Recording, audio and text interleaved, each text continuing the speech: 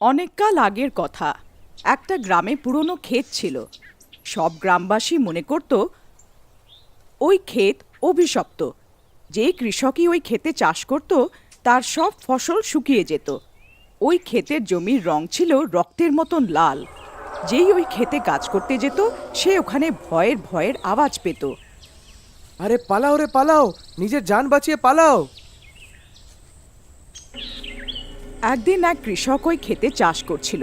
হঠাৎ ওই ক্ষেতের মাটি তাকে নিচের দিকে টানতে থাকে। আরে এটা কি হচ্ছে? আমি হঠাৎ এর ভিতরে কেন ঢুকে যাচ্ছি? আরে কেউ আমায় বাঁচাও, এটা তো সত্যি ভূতের ক্ষেত বেরোলো। আরে মরে গেলাম রে, এই ক্ষেত তো আমায় জ্যান্তই গিলে নিচ্ছে। আরে কেউ আছো? আরে কেউ তো আমায় বাঁচাও। তখনই ওখান দিয়ে এক গ্রামবাসী যাচ্ছিল। সেই ওই মজদুরকে খেতে ঢুকে যেতে দেখে ভয় পেয়ে যায়। আরে ভাই আমায় সাহায্য করো, এই ক্ষেত আমায় নিজের মধ্যে টেনে নিচ্ছে, ভগবানের জন্য আমায় সাহায্য করো। আরে ভাই এটা তো সেই ভূতের ক্ষেতটা। না না ভাই, আমি তোমার কোনো সাহায্য করতে পারবো না। যদি আমি তোমাকে বাঁচাতে আসি তাহলে এই ক্ষেতটা আমাকেও নিজের মধ্যে টেনে নেবে। আরে কেউ তো বাঁচাও আমায়, আরে মরে গেলাম, আজ আমি বাঁচবো না। ভাই কেউ তো আমার সাহায্য করো। দেখতে দেখতে সেই ক্ষেত মজদুরকে ভেতরে টেনে নিল। এই সব দেখে ওই গ্রামবাসী ভয় পেয়ে যায় আর সোজা দৌড়ে গিয়ে জমিদারের কাছে গেল। জমিদার বাবু তাড়াতাড়ি বাইরে আসুন। জমিদার বাবু আপনি কোথায়? তাড়াতাড়ি বাইরে আসুন। আরে কি হলো? আরে ভাই কি হলো? এত জোরে জোরে কেন চিৎকার করছো? জমিদার বাবু আপনার ক্ষেতে যে মজদুরটা কাজ করছিল তাকে ওই ক্ষেতটা টেনে নিয়েছে নিজের ভিতরে। ওই ক্ষেত ওকে চোখের সামনে গিলে নিল। আপনি তাড়াতাড়ি আমার সাথে চলুন। হে ভগবান, আমার যেটার ভয় ছিল ঠিক সেটাই হলো। ওই জমিদার কিছু গ্রামবাসীকে নিয়ে ওই ক্ষেতে পৌঁছে গেল।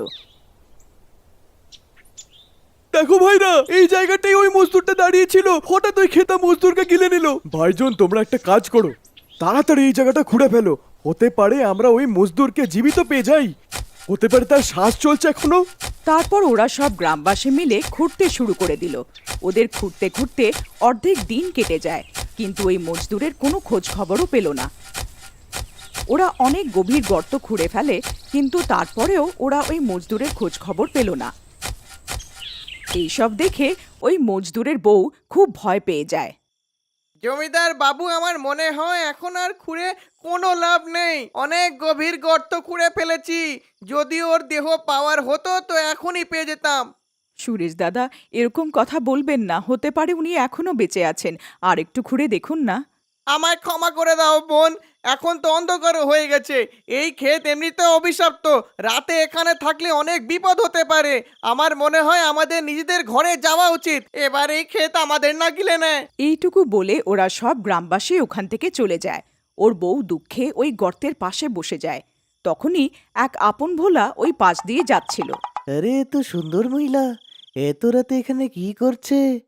সুমনকে একা পেয়ে ও ওর সাথে কথা বলার জন্যে ওর পাশে গেল। আরে কি হলো, তুমি এত উদাস কেন? আর এত রাতে এখানে কি করছো? দেখুন না দাদা, আমার স্বামী সকালে এই ক্ষেতে কাজ করছিলেন, তখনই এই ক্ষেত আমার স্বামীকে গিলে নিয়েছে। আচ্ছা তো এই কথা, তাহলে কি হয়েছে? আমি তো আছি না, তুমি আমার সাথে চলো, আমি তোমায় খুব খুশি রাখবো। না না, আমি কারোর সাথে কোথাও যাব না। আমি আমার স্বামীকে এখান থেকে না নিয়ে কোথাও যাব না। মনে হচ্ছে তুই এভাবে মানবি না, দাঁড়া তোকে দেখাচ্ছি মজা। তারপর জাগিরা সুমনের হাত ধরে নেয় আর ওকে জোর জবরদস্তি ওর সাথে নিয়ে যেতে থাকে। তখনই জাগিরার পা পাথরে পড়ে যায় আর ও খেতে পড়ে যায়। আরে মরে গেলাম রে, এই মহিলাটা তো আমার পায়ে ভেঙে দিল। আরে মূর্খ মহিলা, আমি তো তোর সাহায্য করতে চেয়েছিলাম। তখনই ওই ক্ষেত থেকে ভয়ের ভয়ের আওয়াজ আসতে থাকলো। জাগিরা খুব ভয় পেয়ে যায়। কে কে ওখানে যে ভয়ের মতন আওয়াজ করছে? দেখো দেখো, তুমি যেই হও এটা কিন্তু ঠিক হচ্ছে না। তখনই দেখতে দেখতে ক্ষেতের মাটি ধসতে থাকে আর জাগিরা ক্ষেতের ভেতরে ঢুকে যেতে থাকে। আরে কেউ তোমায় বাঁচাও, এই ভূত তো আমায় গিলে নিচ্ছে। আরে কেউ আছো? আরে কেউ তো আমায় সাহায্য করো। আরে মরে গেলাম রে। আরে আমি তো কোথায় ফেসে গেছি? আমি তো বেশ ভালোই বাড়ির দিকে যাচ্ছিলাম, এই মহিলাটার চোখ করে আমার প্রাণ বিপদে পড়ে গেল। এবার কি করি? হে ভগবান, কেউ তো আমায় বাঁচাও। তারপর দেখতে দেখতে জাগিরাকেও ওই ক্ষেত গিলে নেয়। এইসব দেখে সুমন খুব ভয় পেয়ে যায় আর সোজা দৌড়ে গিয়ে জমিদারের বাড়ি যায়। জমিদার বাবু, তাড়াতাড়ি বাইরে আসুন। হে ভগবান, আবার কি হয়ে গেল? কোথাও আবার কিছু ঘটে গেল নাকি? তারপর জমিদার দৌড়ে নিজের বাড়ির বাইরে আসে আর দেখে যে সুমন বাইরে বাড়ি দাঁড়িয়ে আছে। কি হলো বোন সুমন? তুমি এত ভয় পেয়ে আছো কেন? আবার কি হলো? জমিদার বাবু, আমি ওই ক্ষেতের পাশে বসেছিলাম, তখনই এক আপন ভোলা ওখান দিয়ে যাচ্ছিল। তারপর হঠাৎ সে ওই ক্ষেতে পড়ে যায়, আর ওই ক্ষেত আমার চোখের সামনে ওকেও গিলে নিল। আপনি তাড়াতাড়ি চলুন। হে ভগবান, এসব কি হচ্ছে? জমিদার নিজের সাথে কিছু লোককে নিয়ে ক্ষেতে পৌঁছে যায়।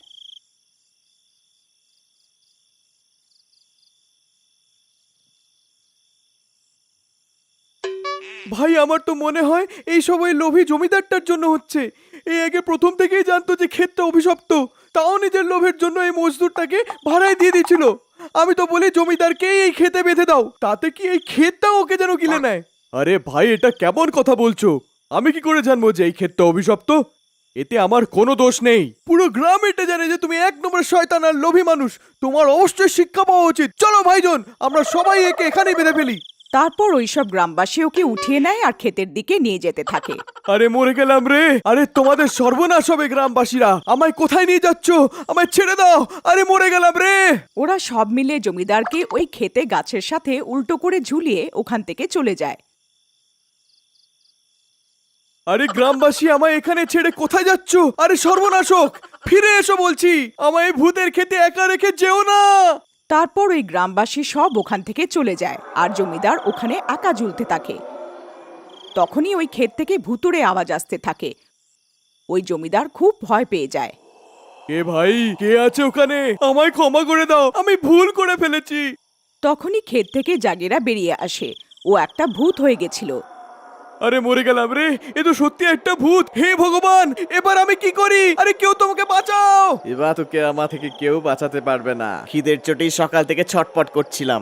এবার তোকে আমি খেয়ে নিজে খিদে মেটাবো। তারপর জাগিরা ওকে গাছ থেকে নিচে টেনে নামায় আর ওকেও নিজের সাথে ভেতরে টেনে নিতে থাকে। এ ভূত, আমায় ছেড়ে দে। আমার সব সম্পত্তি নিয়ে নে, কিন্তু আমায় ছেড়ে দে। তখনই জমিদার খুব জোরে জোরে চিৎকার করতে থাকে। ওর চিৎকার পুরো গ্রামে শোনা যায়। সব গ্রামবাসী এই ঘটনা দেখার জন্য ক্ষেতের দিকে যেতে থাকে। খুব ভালো ভূত ভাই, এই জমিদারকে ছাড়বে না। এটারই যোগ্য। সুমন এসব দেখে খুব চিন্তায় পড়ে যায়। ওর এইসব ঠিক মনে হয় না। না, এটা খুব ভুল হচ্ছে। আমি কাউকে এইভাবে মরতে দেখতে পারবো না। আমায় কিছু করতেই হবে। তখনই সুমন দৌড়ে নিজের বাড়ি যায় আর হনুমানজির মূর্তিকে উঠিয়ে নিজের সাথে নিয়ে আসে। ওদিকে আবার ওই ভূত জমিদারকে ক্ষেতের ভেতরে টানতে থাকে আর সব গ্রামবাসী ওই মৃত্যুর ঘটনা দেখতে থাকে, কিন্তু কেউ ওর সাহায্যের জন্য এগিয়ে আসে না। আরে গ্রামবাসীরা, কেউ তো আমায় সাহায্য করো। আরে কেউ তো আমাকে বাঁচাও। আরে মরে গেলাম রে! এই ভূত তো আমাকে আজকে কাঁচায় চিবিয়ে নেবে। আরে গ্রামবাসীরা, তোমাদের নাশ হবে। যদি আমি ভূত হয়ে যাই, তাহলে ভূত হয়ে কাউকে ছাড়বো না আমি। আরে আমাকে বাঁচিয়ে নাও, কেউ তো আমাকে বাঁচিয়ে নাও। তখনই সুমন হনুমানজির মূর্তি নিয়ে ওখানে পৌঁছে যায়। জমিদার বাবু, এটা ধরুন তাড়াতাড়ি। জমিদার চট করে হনুমানজির মূর্তিটাকে খুব চেপে নিজের হাতে ধরে নেয়। জয় জয় বজরংবলী, বজরংবলীর জয় হোক। জয় জয় বজরংবলী, ভেঙে দাও শত্রুর নলি। তখনই ওই ভূত ওই জমিদারকে ক্ষেতের ভেতরে টেনে নেয়। সব গ্রামবাসী হতবাক হয়ে যায়। ওখানে একদম শান্তি হয়ে যায়। সব লোক একে অপরের দিকে দেখতে থাকে। তখনই জোরে জোরে আওয়াজ আসতে থাকে। জয় বজরংবলী, বজরংবলীর জয় হোক। জয় জয় বজরংবলী, ভেঙে দাও দুশ্মনের নলি। ওই ক্ষেতের মাটি ঝলমল করতে লাগলো। চারিদিকে আলো ছড়িয়ে পড়ে। তখনই ওই ক্ষেতের ভেতর থেকে ভূতদের আওয়াজ আসতে থাকে। হে বজরংবলী, আমায় ক্ষমা করে দাও।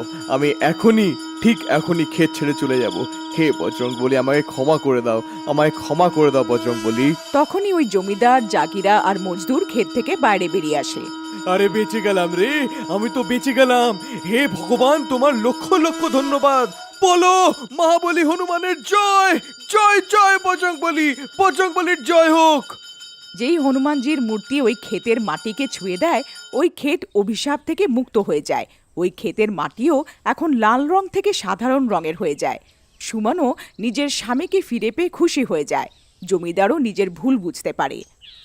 আমায় ক্ষমা করে দাও ভাই। আমি জানতাম কি এই ক্ষেতটা অভিশপ্ত, আমি তাও এটা ভাড়াতে দিয়ে দিয়েছিলাম। এখন আমি নিজের ভুল বুঝতে পেরেছি।